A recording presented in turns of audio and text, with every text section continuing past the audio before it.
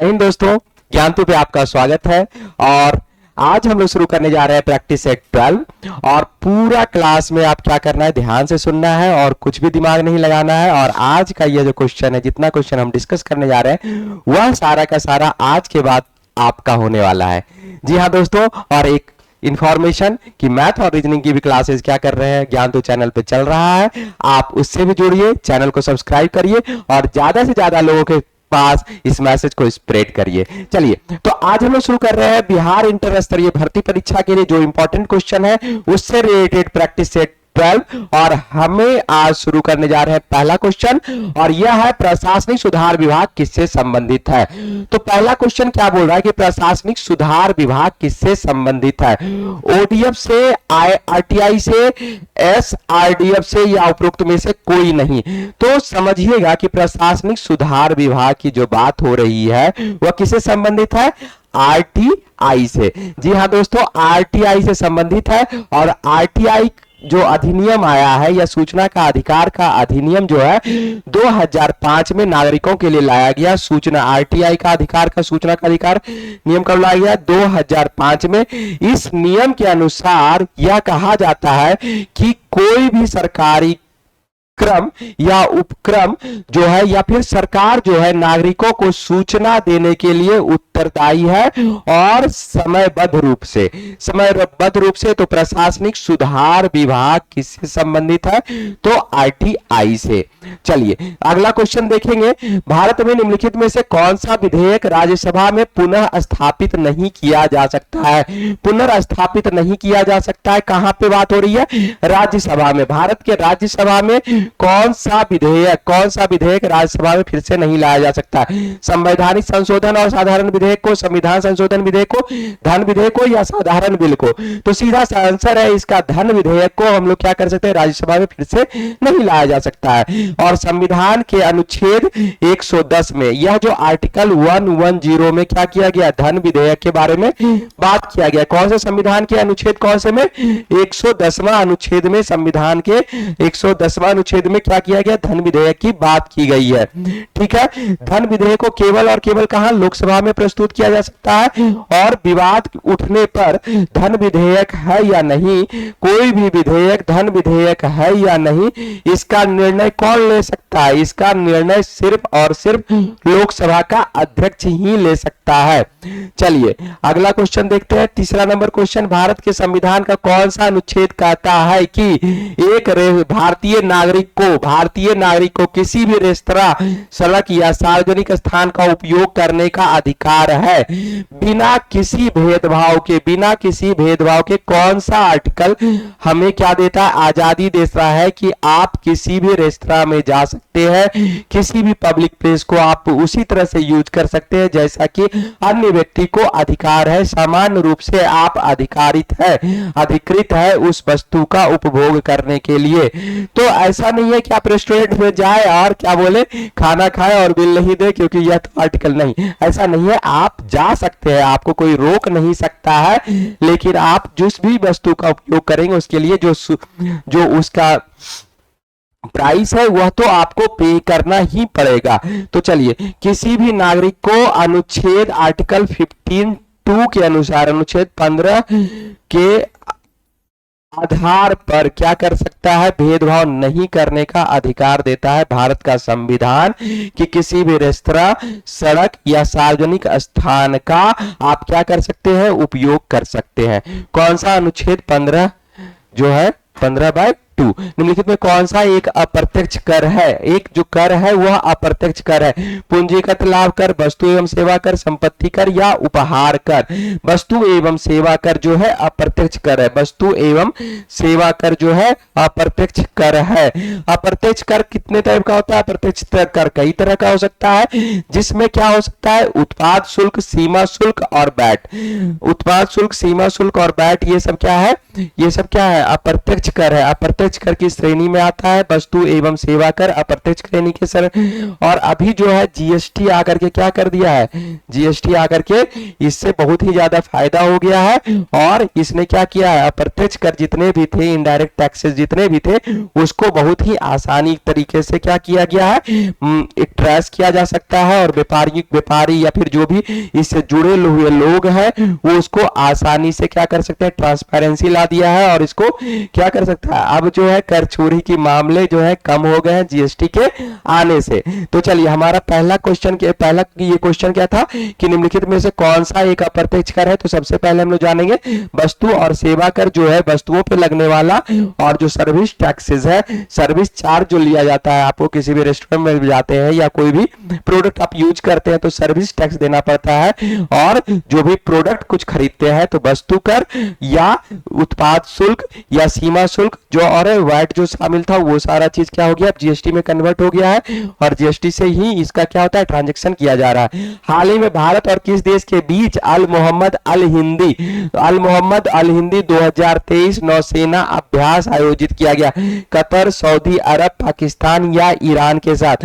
2003 में यह हथियारों से संबंधित एक क्या किया गया, डील किया गया है, और किसके साथ किया गया है, सऊदी अरब के साथ। सऊदी अरब के साथ यह डील किया गया है, क्या, अल मोहम्मद अल हिंदी 2023 किसके साथ, सऊदी अरबिया के साथ। सऊदी अरबिया और इंडिया के साथ, सऊदी अरबिया और भारत मिलकर क्या किए हैं, यह डील किए हैं कि हथियार क्या करेंगे, साथ में बनाएंगे। क्या करेंगे, हथियार साथ में बनाएंगे। और यह पहले कब हुआ था, 2021 में भी हुआ था। यह जो ड्रिल हुआ था वह हथियारों का जो डील हुआ था 2021 में और अभी 2023 में। तो चलिए करंट का टॉपिक है, थोड़ा इंपॉर्टेंट टॉपिक है, इसको देख लीजिएगा। अगला चलते हैं, नरेंद्र मोदी ने किस राज्य में बल्क ड्रग पार्क की आधारशिला रखी है, उत्तराखंड, गुजरात, हिमाचल प्रदेश या त्रिपुरा।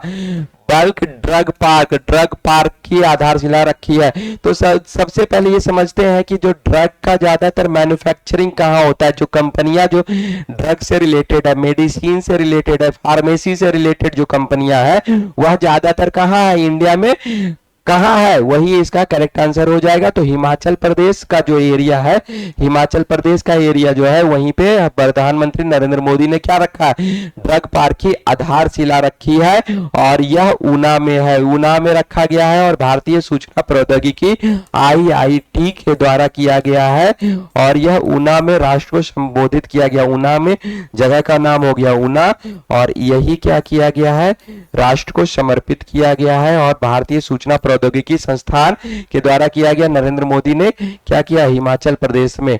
चलिए अगला क्वेश्चन, किस संस्थान द्वारा एजुकेशन 4.0 इंडिया रिपोर्ट लॉन्च किया गया, किस संस्थान द्वारा 4.0 अंतर विश्व बैंक, अंतरराष्ट्रीय मुद्रा कोष, विश्व आर्थिक मंच, बिल एंड मेंडिला गेट्स फाउंडेशन, किसके द्वारा किया गया है, तो विश्व आर्थिक मंच के द्वारा, विश्व आर्थिक मंच के द्वारा एजुकेशन 4.0 इंडिया रिपोर्ट लॉन्च किया गया है। अब समझिएगा कि यह जो कार्यवाही हो रही है, यह जो हुआ है, जो लॉन्च किया गया है, इसके पहले इसके पीछे की बातों को जानते हैं और समझते हैं कि यह जो रिपोर्ट है वह किस बात पर गौर करता है। तो यह जो रिपोर्ट है, जो रिपोर्ट हमारा एजुकेशन 4.0 इंडिया रिपोर्ट है, वह जो इंडिया में जो साक्षरता अभियान चलाया जा रहा है, और कैसा साक्षरता अभियान, डिजिटल साक्षरता अभियान, और डिजिटल और साथ ही साथ जो प्रौद्योगिकी तकनीक है उसको जो गैप है, जो इंडियन के जो वर्कर्स हैं या जो इंडियन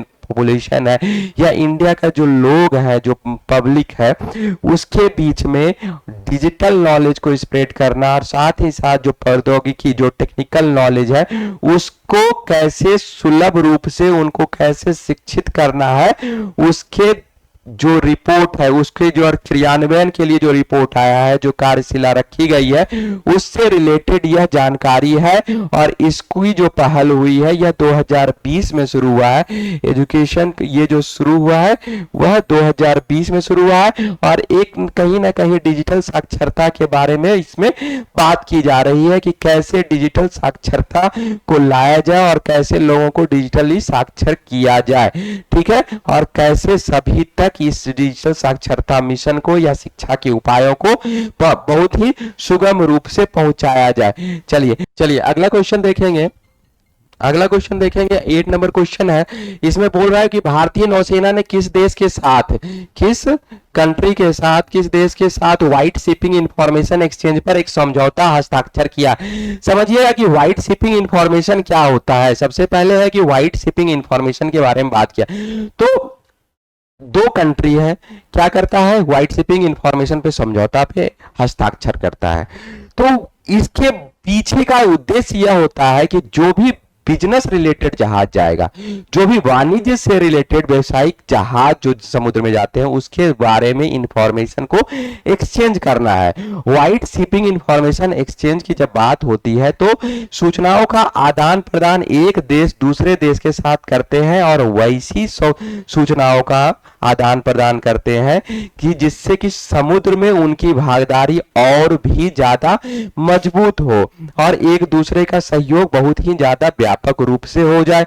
और वाणिज्यिक क्षेत्रों में जो शिपिंग का इंफॉर्मेशन होता है उसके बारे में ये इंफॉर्मेशन एक्सचेंज किया जाता है। समुद्री जो व्यापार करते हैं, व्यापार से रिलेटेड जो भी जहाज है उसके बारे में एक तरह से तंत्र डेवलप करते हैं, एक सूचना का इंफॉर्मेशन जो स्ट्रक्चर है उसको और भी ज्यादा मजबूत करते हैं और अवेयरनेस फैलाने का यानी जागरूकता फैलाने का काम करते हैं। ठीक है, साथ ही साथ इसके तरह से दो तरह की इंफॉर्मेशन को एक्सचेंज कर रहे हैं। एक क्या हो गया, बिजनेस से रिलेटेड, एक क्या हो गया, बिजनेस से रिलेटेड जो भी जहाज जाएगा, जो भी जहाज शिप जाएगा, शिप का कंसाइनमेंट जाएगा वो, और जो भी समुद्री में एक्टिविटीज होगी, जो भी एक्टिविटीज होगा, एक्टिविटीज कैसा एक्टिविटीज होगा, इलीगल टाइप के जितने भी एक्टिविटीज होगा उसको मॉनिटर करने का भी काम किया जाएगा। इसके अनुसार भारतीय नौसेना ने किस देश, चलिए अब इस देश का नाम हम लोग डिस्कस करते हैं तो यह है न्यूजीलैंड। न्यूजीलैंड के साथ हाल ही में भारत ने क्या किया है, हस्ताक्षर किया है। किसके लिए, WSIE के बारे में, व्हाइट, समझिएगा, व्हाइट शिपिंग इंफॉर्मेशन और एक्सचेंज, WSIE के बारे में। अगर ये वर्ड मिलेगा तो आपको क्या टिक करना है, न्यूजीलैंड के साथ। चलिए अगला क्वेश्चन देखते हैं। हाल ही में कौन से भारत के दूसरे चीफ डिफेंस स्टाफ बने, CDS कौन बने। चलिए हम लोग जानते हैं, जैसा कि हम लोग जानते हैं कि सबसे पहले चीफ जो थे CDS थे वह कौन थे, बिपिन रावत थे। और बिपिन रावत क्या हो गए, 8 दिसंबर 2022 को क्या हो गई, इनकी मृत्यु हो गई। कब, 8 दिसंबर 2022 को क्या हो गई, इनकी मृत्यु हो गई, प्लेन क्रैश में इनकी मृत्यु हो गई। उसके बाद से यह पद क्या था, खाली था। कब, 8 दिसंबर 2022 को जनरल बिपिन रावत का क्या हो गया, निधन हो गया। उसके बाद से यह पोजीशन खाली है, CDS वाला खाली था। तो अभी हमें देखना है कि कौन बने, अनिल चौहान, मनीष चौधरी, मोहन चावला या गोपाल प्रताप।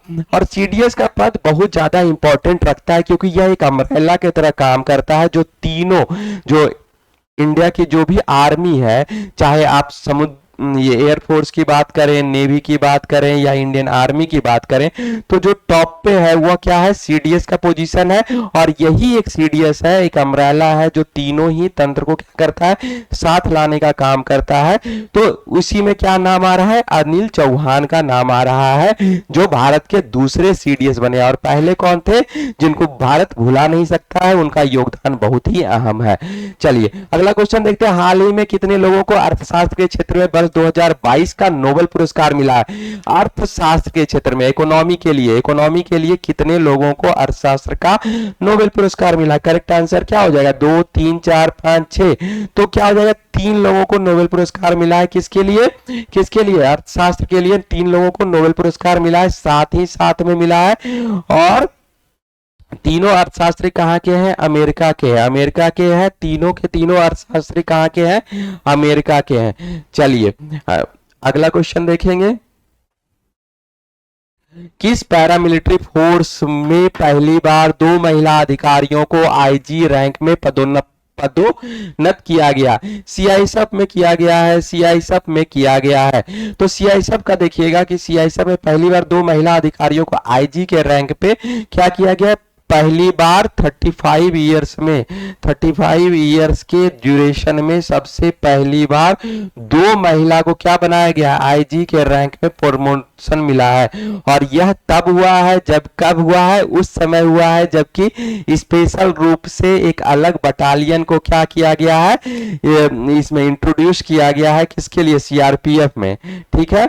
और यह 1987 में क्या की गई है, ये दोनों जो अधिकारी है वो 1987 बैच की है, 1987 बैच की अधिकारी है जिसको पदोन्नति करके आईजी बनाया गया है। चलिए, भारत के शीतलन क्षेत्र में जलवायु निवेश के अवसर रिपोर्ट किस संगठन के द्वारा जारी किया गया है।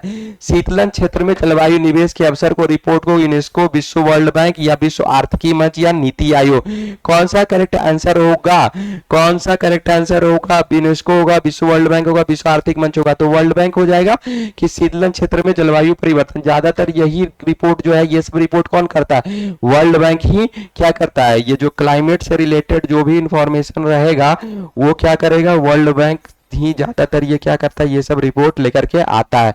तो चलिए अगला क्वेश्चन देखेंगे, अगला क्वेश्चन देखेंगे, अगला क्वेश्चन देखेंगे। एक सॉफ्ट की आवर्तन गति को निर्धारित करने के लिए इसका इस्तेमाल होता है। चलिए, स्पीडोमीटर, ऑकोमीटर, एनोमोमीटर या क्रोनोमीटर, क्या चीज है, एक सॉफ्ट की आवर्तन गति, एक सॉफ्ट की आवर्तन गति को क्या करते हैं, किस चीज से नापते हैं, क्या चीज का यूज करेंगे, तो यह समझिए कि क्या क्या चीज है, स्पीडोमीटर है, ऑकोमीटर है, एनीमोमीटर है, क्रोमोमीटर है। तो सबसे पहले समझिए कि एनीमोमीटर क्या चीज को नापेगा, एनीमोमीटर सबसे पहले एनीमोमीटर किसको नापेगा, हाँ, एनीमोमीटर नापेगा हवा की शक्ति को और गति को। एनीमोमीटर हवा से रिलेटेड रहेगा तो एनीमोमीटर आएगा। स्पीडोमीटर आएगा तो गाड़ी कार जब आप चलाते हैं तो उसमें क्या होता है, इंडिकेटर होता है जो स्पीड बताता है, उसको स्पीडोमीटर कहते हैं। तो स्पीड से रहेगा तो स्पीडोमीटर, ठीक है। एनीमोमीटर किससे, एयर से रिलेटेड, हवा की गति, हवा का डायरेक्शन, अगर ये सब रहा तो वो क्या हो जाएगा, एनीमोमीटर हो जाएगा। क्रोनोमीटर, क्रोनोमीटर जलयान, क्रोनोमीटर जब रहेगा तो जलयान हो गया। स्पीडोमीटर स्पीड से रिलेटेड हो गया, स्पीड से, स्पीडोमीटर किससे हो गया, स्पीड से रिलेटेड हो गया। एनीमोमीटर हो गया, एयर से रिलेटेड हो गया। क्रोनोमीटर क्या चीज से हो जाएगा, क्रोनोमीटर जलयान की सही डायरेक्शन, पोजीशन बताता है, जीपीएस टाइप का, कहां, जहाज का।